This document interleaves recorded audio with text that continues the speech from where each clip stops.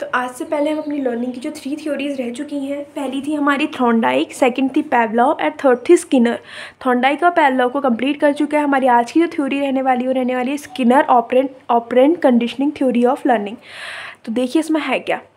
ये किसने प्रोफाउंड की थी? B.F. स्किनर ने की थी 1938 में। ये एक अमेरिकन साइकोलॉजिस्ट थे जिन्होंने किस पे किया था? Using rats and pigeons, rat और पिजन्स का यूज़ किया था। अब ये था इंस्ट्रूमेंटल कंडीशनिंग। अब यहाँ पे जो हमारा पावलोव था उसकी थी ऑपरेंट कंडीशनिंग।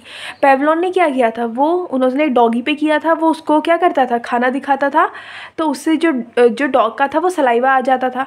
उन्होंने उसकी ऐसी कंडीशनिंग की, अब उसका सलाइवा खाने ना आने से पहले ऐसे बेल से कर दिया, तो उसका सलाइवा बेल बजने से ही आ गया। तो यहाँ पे ऑपरेंट कंडीशनिंग है, जबकि स्किनर ने यूज़ की है इंस्ट्रूमेंटल कंडीशनिंग। इसके अकॉर्डिंग इन्होंने बोला कि अगर हम बच्चों को या तो रीइंफोर्स करेंगे या पनिशमेंट देंगे तो इससे उनके जो बिहेवियर है उसको इंक्रीज़ और डिक्रीज़ करने में मदद करती है, यानी अच्छा बिहेवियर करने और गंदा बिहेवियर करने।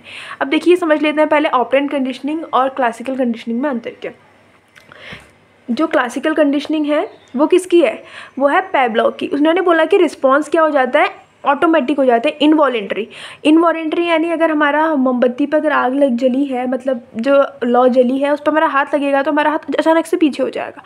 तो ये क्या इनवॉलेंट्री है, तो खुद से आएगा। अगर हम खाना देखेंगे तो सलाइवा आना ऑटोमेटिक सी चीज़ है। पर इन्होंने वॉलेंट्री बिहेवियर आउटकम करने के लिए उन्होंने क्या किया? ऐसे एक्शन करने चाहिए जो कि जिससे आउटकम आए, उसको वो रीइंफोर्स करेंगे जिससे वो बच्चा उसी को आगे वो करे, और पनिश कर देंगे जो उन्होंने नहीं करवाना है। तो एक्सपेरिमेंटल किस पे बेस्ड था? ये था थॉर्नडाइक। ये थॉर्नडाइक से बहुत प्रभावित हुए। जो थॉर्नडाइक के कितने प्राइमरीज लॉज थे? 3। Law of effect, law of exercise and law of readiness. ये हमने करा है अपनी पिछली वीडियो में। तो ये लॉ ऑफ इफेक्ट से बहुत प्रभावित हुए। इसके अकॉर्डिंग क्या हुआ? इन्होंने बोला जो बिहेवियर विच रीइंफोर्स और रिपीट, यानी ऐसा बिहेवियर जिसको हम रीइंफोर्स करेंगे वो रिपीट होगा। उसके बाद से behaviour which is punished is die out, और ऐसा बिहेवियर जिसको हम पनिश कर देंगे तो वो बिहेवियर दोबारा नहीं करना चाहेगा। जैसे रेड था, इन्होंने अपना इनका खुद का स्किनर बॉक्स था जो कि साउंड प्रूफ था। बाहर से क्या रखा? इन्होंने खाना रखा। यहाँ पे को 2 लाइट्स लगाई, एक रेड लाइट लगाई और एक ग्रीन लाइट लगाई। जैसे ही वो जो रेड था वो लाइट को प्रेस कर रहा था तो उसे करंट लग जा रहा था। जब वो ग्रीन लाइट को प्रेस कर रहा था तो उसे खाना मिल जा रहा था। तो यहाँ पे को इन्होंने कंडीशनिंग ये 2 लाइट्स पे कर दी। हंगरी रेड रखा था, ग्रीन लाइट जलने में उसको फूड मिला, रेड लाइट जलने में उसको करंट लगा।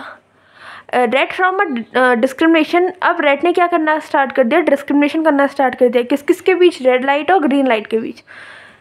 तो वही था इन दिस एक्सपेरिमेंट। स्किनर ने ऑपरेंट कंडीशनिंग शेपिंग बिहेवियर के लिए यूज़ किया, जबकि जो पावलोव था उसने क्लासिकल कंडीशनिंग को यूज़ किया था।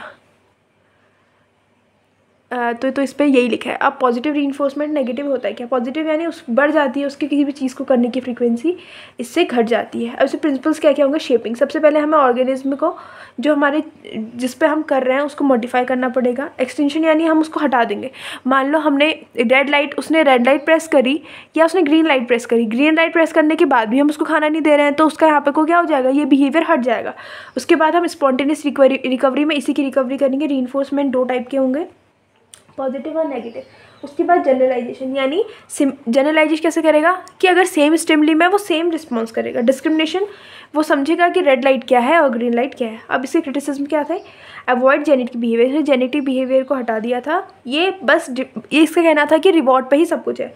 इन्होंने मैकेनिज्म को समझाया था। इंट्रिंसिक कैपेसिटीज कुछ भी नहीं है, बच्चे पे कोई अपना मोटिवेशन है ही नहीं।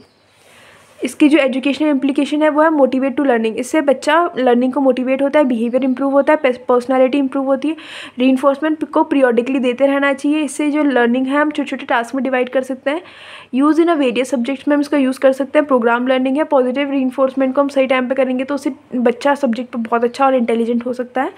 Contributed a lot in the development of teaching. तो ये था हमारा आज का टॉपिक, स्किनर ऑपरेंट कंडीशनिंग, या इसको हम इंस्ट्रूमेंटल कंडीशनिंग।